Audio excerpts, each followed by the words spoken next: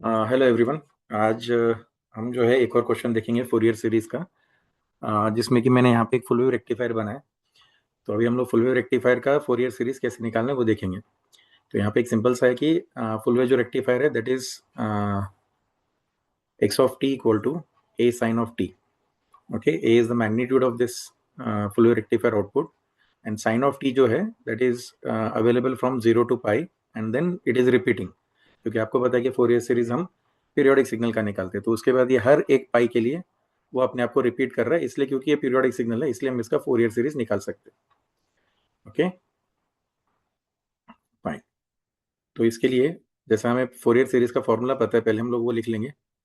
या एक काम करते हैं, पहले हम लोग इसका ओमेगा नॉट निकाल लेते हैं, क्योंकि ओमेगा नॉट हमें लगने वाला है। So let us first find out what is the omega naught of this particular signal, that is full wave rectifier का जो आउटपुट है उसका ओमेगा नॉट कितना है। तो आपको पता है कि omega naught is always equal to 2 pi F, और we can say omega naught is 2 pi F और 2 पाई अपॉन टी। ठीक है ना, या तो इसको 2 पाई एफ लिखो और F equal to 1 upon T होता है, तो इसलिए हम लोगों ने यहाँ पे 1 अपॉन टी लिया है। तो ये हो गया आपका 2 पाई बाय टी। और आपको पता है कि यहाँ पे हमारा जो टाइम पीरियड है वो पाई का है। तो 0 to pi means 1 time period is equal to pi, this is your T. तो इसलिए हमने फिर 2 पाई अपॉन पाई, टी के बदले हमने पाई सब्स्टिट्यूट किया, pi pi will get cancel, so omega naught का वैल्यू आ गया अपना 2 रेडियंस पर सेकेंड।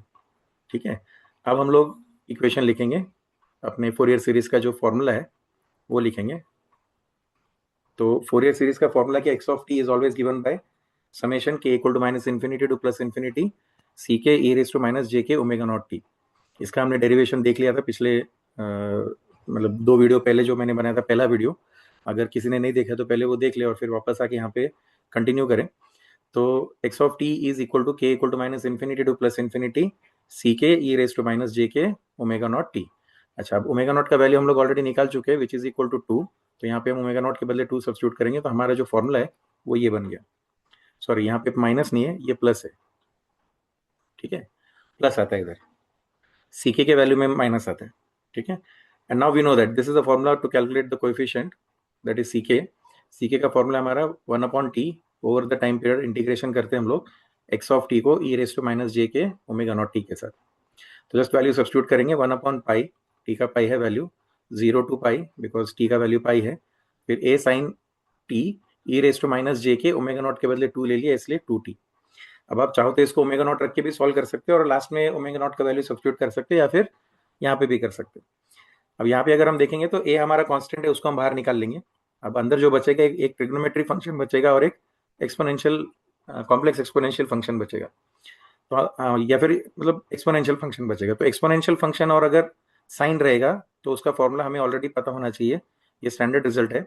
तो ई raise to A x sine of b x का फॉर्मूला होता है e raise to A x upon a square plus B square a sine b x minus B cos B x. अगर suppose यही question अगर आपको दिया जाएगा कि ए कॉस टी दिया रहेगा, ठीक है ना, तो आपका इंटीग्रेशन यही रहेगा, यहाँ पे सिर्फ कॉस आ जाएगा। ठीक है, और यहाँ पे माइनस के बदले प्लस आ जाएगा, बस इतना से चेंज करना है, otherwise the formula will remain same.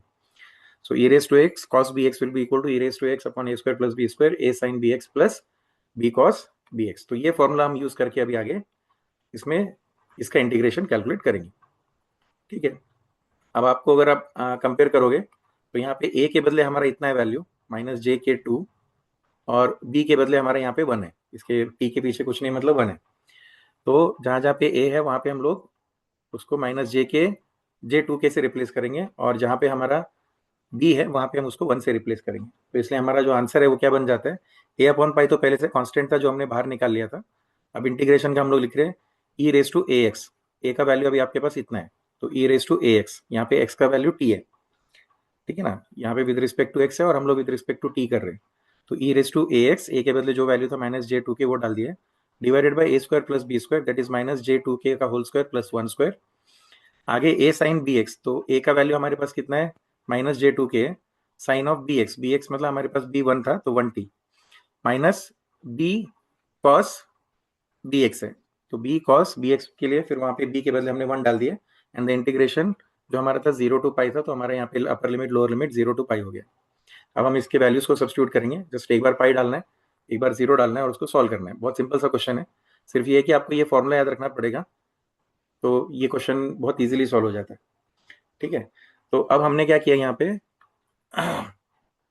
इसको थोड़ा सॉल्व कर लिया। ई raise to minus J K T, ये 1 पहले ले लिया है, और आपको पता है कि माइनस का स्क्वायर प्लस होता है, लेकिन जे का स्क्वायर फिर से नेगेटिव हो जाता है, तो इसलिए माइनस यहाँ पे 2 का स्क्वायर 4 और के का स्क्वायर के स्क्वायर, और आगे जो भी है हमने यहाँ पे उसको वैसे का वैसे ही रखा है। अब मैं वैल्यू सब्स्टिट्यूट करना स्टार्ट करूंगा। तो पहले हम वैल्यू जो सब्स्टिट्यूट करेंगे वो होगा हमारा पाई, और उसके बाद जो वैल्यू सब्स्टिट्यूट करना है वो वैल्यू होगा हमारा 0।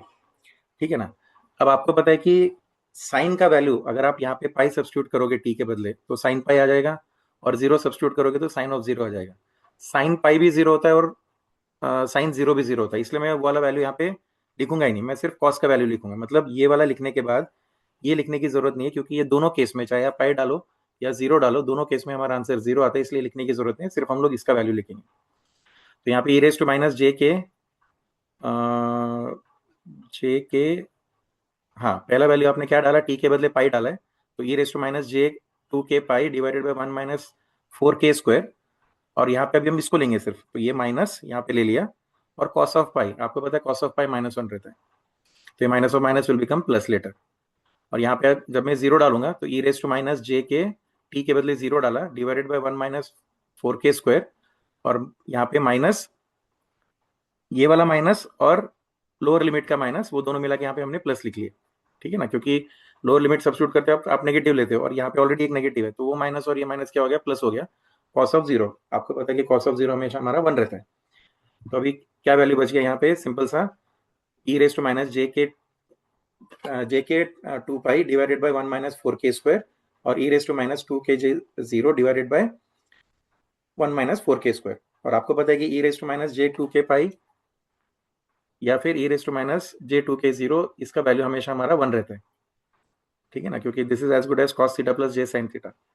तो cos of multiple of pi and cos of 0 that will result somewhere in 1।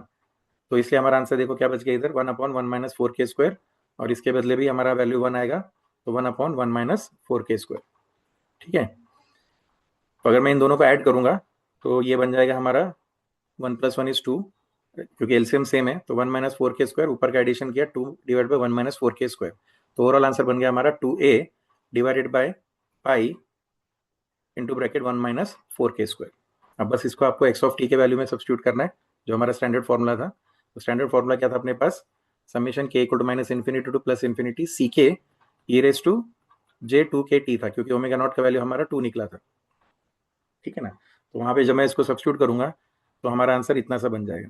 ठीक है, तो ओवरऑल आंसर क्या आ गया, x of T equal to 2a upon pi summation k equal to minus infinity to plus infinity e raise to j 2 k T divided by 1 minus 4 के square. अच्छा question है, बहुत बार पूछा जाता है, तो प्रैक्टिस करके लीजिए। नेक्स्ट वीडियो में मैं आपको सॉटूथ वेवफॉर्म या फिर ट्रायंगुलर वेवफॉर्म, मतलब ऑलमोस्ट सेम जाते हैं दोनों भी, तो अगर मैं एक एक भी प्रॉब्लम सॉल्व करूंगा तो आप दोनों भी कर पाओगे, क्योंकि एक से ही दूसरा तैयार कर सकते हैं हम लोग।